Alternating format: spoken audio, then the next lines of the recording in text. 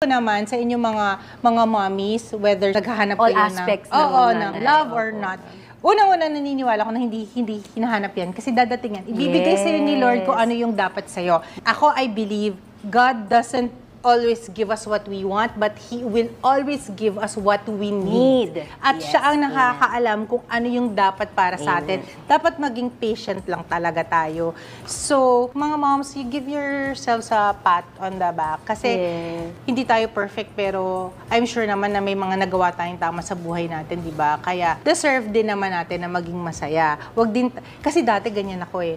Nagigilty akong gumawa ng anything na ikakasaya ko. Kasi feeling ko, dapat maging masaya mo na yung mga anak ko bago ako. So, nagigilty ako kahit sa little things for the longest time. Ngayon ko na lang na-experience yung, siguro pwede naman akong pwede rin naman ako maging masaya na pinapasaya din sila. Oo, yung na slowly, hindi ko naman dinidistansya yung sarili ko. Pero